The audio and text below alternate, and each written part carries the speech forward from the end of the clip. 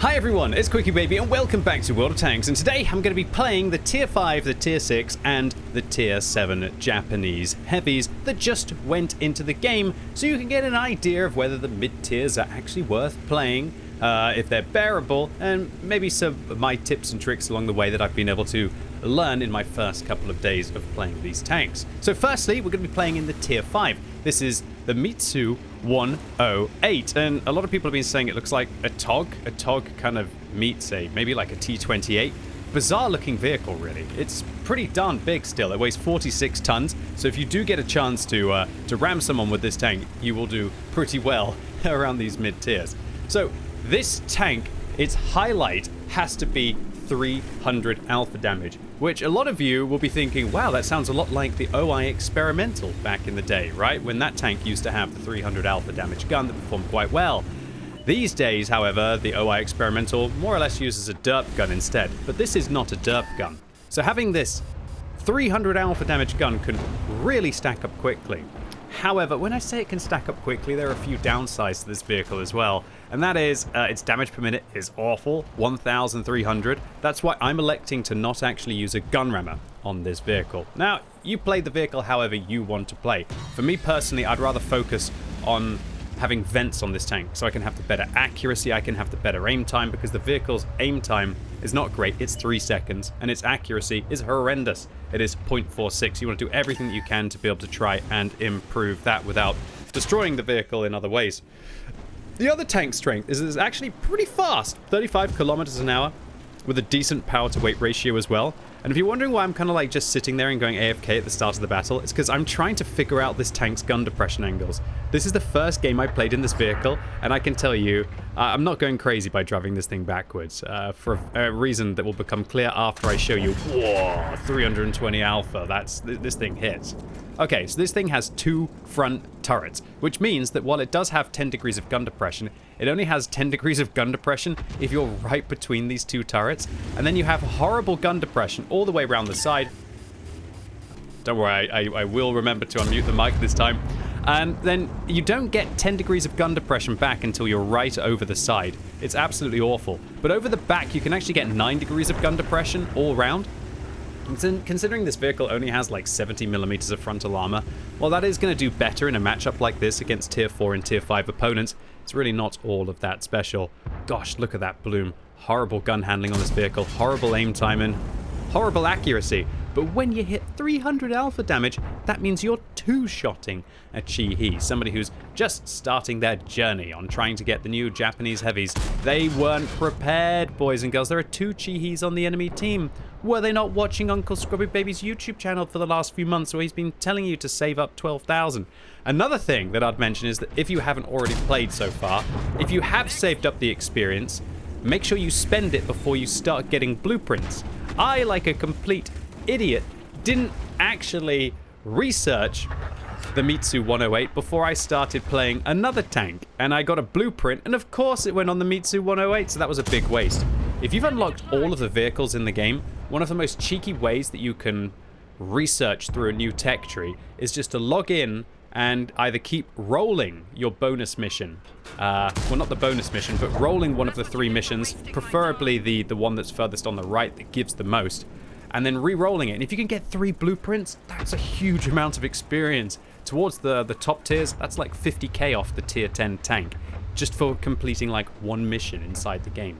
So for all of you cheeky players out there who have managed to unlock all of the vehicles, when a new line comes out, do take advantage of that. But I digress. Look, I'm trying to give tips to all of the Omega whales out there like me to speed up their grind, rather than to help you all with these Japanese tanks. Okay, so, I mean, you really can't go wrong with 300 alpha, and we just demolished an equal tier heavy there. The T1 Heavy is a great tier 5 heavy tank, but it doesn't have any armor, which means that the Mitsu 108 is easily able to claim them. So if you can be patient with this gun, no, that one just went over. If you can be patient with this gun, it is not too bad. And again, this tank's damage per minute is so awful that, you choose what you're going to drop to get the gun rammer. Maybe you could drop a turbo, maybe you could drop a durability device and just not focus on the durability device on this vehicle. but then you're going to be struggling on a city map. And I do think that boosting this vehicle's hit points by 10%, but more importantly, also improving the vehicle's track hit points is what's going to make the difference on this tank. So we just picked up our 4th kill. We've done 2,100 combined in this battle so far. It is going pretty well. So what have we found out about this tank? Well, if all of the enemies play like bots, and they all just sit out in the open, spotted by your allies because you don't have any really good view range with only 350 meters of view range, and they all sit still for you, and you shoot them, then this tank can do good. Honestly, that's really all there is to say about this vehicle. I'd say it's worse than a KV-1. The KV-1, if you decide to use the, what is it, the 100 and... What kind of derp is it on that? 122. It's a 122 millimeter derp. I think it's got something like 350, 360 alpha damage with 140 millimeters of heat pen. That is way better than this gun. I would recommend that instead. Whereas this thing, it's got 165 gold pen, which is pretty nice. It's definitely a hard-hitting vehicle. It's just a bit sad when you play a heavy tank that is huge with very bad armor.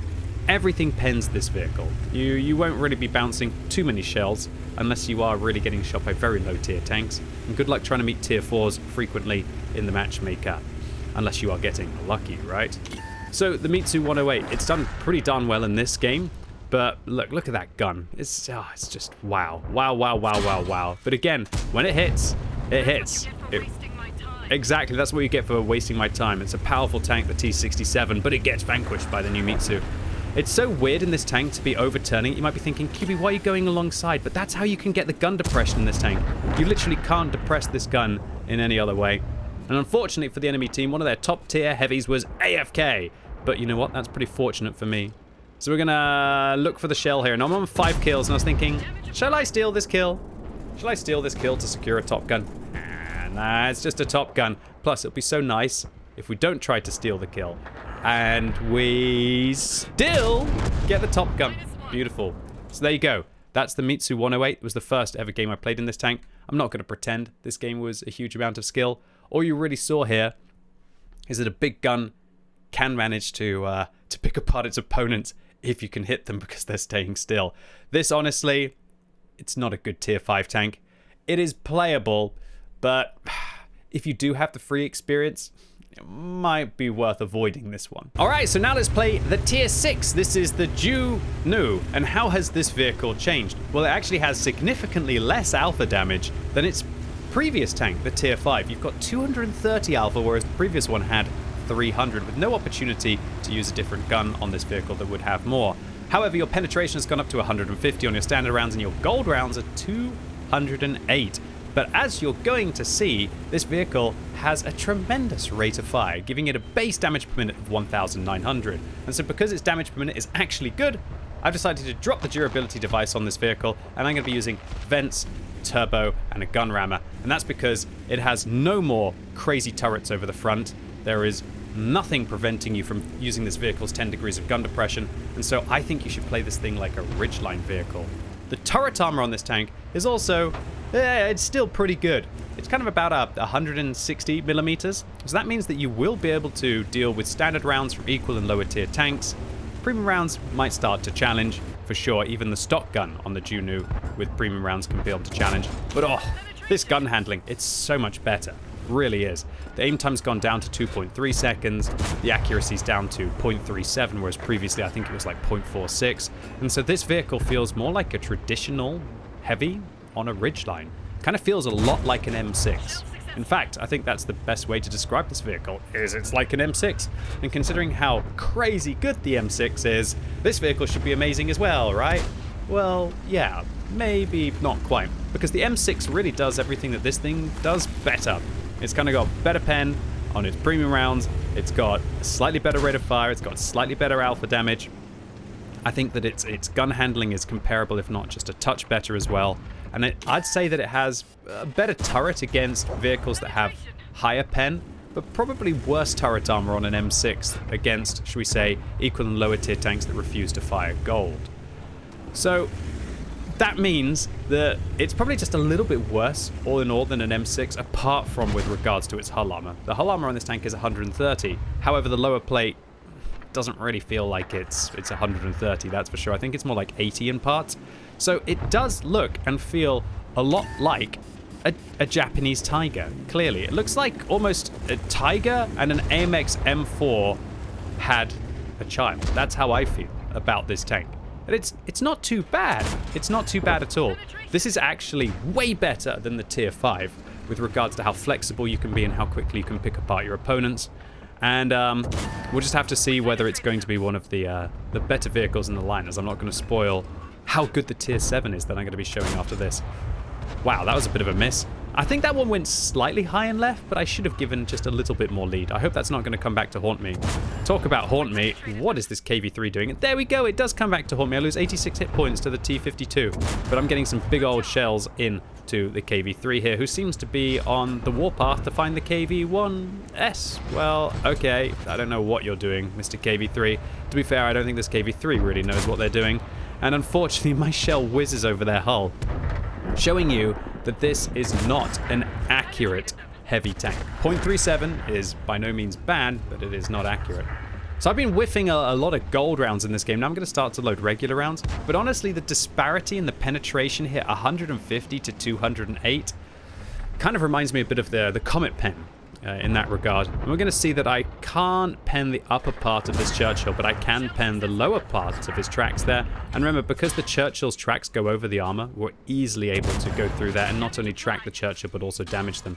But I tell you what, that Churchill's damage is adding up, especially when it has the support of a CS44. And, oh man, I actually come off way worse in the trades there, at least it feels like. I don't have the alpha damage of the previous tank, and I should really be reloading gold here. If I was firing gold, I could have just shot the guy in the turret, and I could have avoided all of that damage altogether. Now I'm going to shoot this guy in the side, lock him down. He's going to use his repair kit, but, boom. You know, that's what happens. I weigh 50 tons, dude. I took 67 damage to do 253 to a higher tier tank destroyer. Do not mess with these mid-tier Japanese heavies. They are heavy vehicles for their tier. Might not be like an OI experimental or an OI, but they're quite deceptive considering they're not gigantic like those vehicles, and so you can throw your weight around. And so if you have an incredibly good crew, maybe get controlled impact on these vehicles and try to ram your opponents. And considering this vehicle has a power to weight ratio that's over 15, and with a turbo it's going to get higher, and then also with a turbo you can get up to like 40 kilometers an hour top speed depending on the turbo that you're using, or 41 if you want to put a Bond turbo on this thing, but I would never recommend that. And then suddenly you have a 50-ton tank that has really good damage per minute that is also able to, not quite get the shot, what a shame, that is also able to ram as well. So it's actually like a bit of an evil vehicle here, I'd say. Oh, what is up with my RNG at the end of this game? Ridgelines taking shots. Fortunately, my allies just destroying vehicles just a second before we get the shell in. And I'm hoping that we're going to be able to yoink a shell into the back of the VK. We load a standard round and we get rewarded for our free-to-play actions. Although if I was firing gold, I probably could have got a little bit more damage before one of our allies hit him. And so that is the Junu No. And honestly, the Junu No, it's a banger of a vehicle. A great tier 6. I would thoroughly recommend if any of you are thinking of skipping the tier 6, save yourself the free experience. This vehicle is good. The stock gun is okay with gold. The upgraded gun is even better. This is a powerful tier 6 heavy. It's not quite as good as an M6, but it is one of the better tech tree heavy tanks at its tier. All right, so now we've jumped up to tier 7 and we're going to be playing in the Junu No. And this vehicle, it kind of looks... What does it even really look like? There's not too much that it looks like in the game. Kind of reminds me a little bit of the BDR, but the turret is just so different with its space protection. Now you might be thinking, whoa, this thing looks like an absolute beast. Unfortunately, it does have thick armor, 200 millimeters of turret armor, and the space protection, it counts for like about 5 millimeters or so. So again, this vehicle, it does very, very well against equal and lower tier tanks when they aren't firing gold, but as soon as they are, its armor really starts to fall through. The mid plate on this vehicle is easy to penetrate. The lower plate can be a little bit of a bait, but not that much of a bait. The vehicle's strengths are that it has higher alpha damage, 320, than you had on the previous vehicle. But unfortunately, you've lost all of the damage per minute. Your damage per minute has gone down to 1,700 again. So I've elected to not use a gun rammer on this vehicle. But again, if you want to, that's going to be your own decision. I'm going to be running Durability with turbo and vent, but for the same reason as the previous tank, that this actually has 10 degrees of gun depression, does well on a ridgeline, you might want to drop the durability and just focus on the gun rammer to see if you can be able to grind out your opponents. So you're going to see here that this tank is quite accurate for its tier. It has 0.35 accuracy. We're going to hit most of our shells, if not all of our shells. You'll have to wait and see. And with a 320 alpha damage, this thing absolutely claps. It really does. You do have decent penetration on your standard rounds of 195, and your gold pen is 230. Although when I think about it, that's a slight disappointment because of the T29. The T29 with the 90mm, it has much less pen on its standard rounds at 160, but much more gold pen at 240 odd on its premium rounds, which means the T29, which is another tier 7 heavy that also has 10 degrees of gun depression, really does compete with this tank. So I guess what we're going to have to figure out is what are the advantages of this tank compared to a T29, and what does it do better, and what does it do worse? Well, so far you can see this accuracy is lovely. The accuracy is better than the T29. It hits harder than the T29 if you use the correct gun, which is the 90mm, at least in my opinion. And we are just absolutely clubbing our way through the enemy team. It's going really well. I was thinking, this is awesome. We're doing it, right? And then suddenly, oh, AMX M4 45 hits me. All right, well, we haven't bounced a shell. I guess he just went right in through my side armor. Actually, no, he didn't. I can show you where he went in. And we can see that, again, he just goes right through my front. But I should be able to out-trade him, right? He's got 240 alpha. I've got 320. And you can see that he's actually just going straight in to my mantler. Look here and here. He's just shooting me straight in the turret. And even my 200mm of turret armor, I'm going to try and bait him here. Try and bait, get him to fire the shot. Okay, he pens me again in the turret, but that's okay. I'll just come forwards and I'll out-trade him. And I'll just pause it again to show you where this shell went in. This one went in right up here once again. 1, 2, 3. All shells from the AMX M445. So again, I'm going to try and bait him. Surely 200mm of turret armor angled upwards should be able to avoid the shell from the M4. And he just goes straight through my turret again. And I have to try and trade, right? Oh. Now, look, I can understand if I was in a tier 8 or a tier 9 matchup and people were firing gold at me, but they're not. This is an AMX M445. It has a fairly innocent 212mm of pen, and I blocked 0 damage this game. All of the shots went into the turret armor. It's not like I was overexposing my hull armor. I was really trying to bait the AMX M4. And that, remember, this is me cresting the ridge after he's fired to try and get a shot into him. And I was angling my turret up like this, and all of the shells just went in. And so this tank, honestly, it's a very frustrating tank for me to play. The turret armor isn't what you want it to be. It's the kind of turret armor that it will work against vehicles that have less than 210mm of pen, but if they have 210 plus millimeters of pen, their shells are pretty much going to be going into you every single time. And this AMX M4, he managed to put, what was that, 1, 2, 3, 4, 5 shots in a row. I didn't ricochet a single shell, and while I managed to still pick up 2,900 damage, which is not bad for a tier 7 heavy, this is the dream situation. I'm sitting in the perfect ridgeline against vehicles that are caught out in the open. There's no artillery on the enemy team, and I'm a top tier tank playing against tier 6s and tier 7s. I really expect that I would be able to do more in the Juto in this scenario. Now, I went on to play a lot of games, and my frustration didn't really end. This thing's turret is irritating at best. This is not a terrible vehicle. You could do well with its gun on a ridgeline, and when it does get into a really nice matchup playing against those vehicles that don't have the pen to deal with its turret, it is going to do well. However, it's not nearly as good as a T29, at least in my humble opinion, if the T29 is willing to use the 90mm and fire a good amount of gold rounds. And so, for all of you hardcore players out there, the Juto, I think it's only going to be disappointing.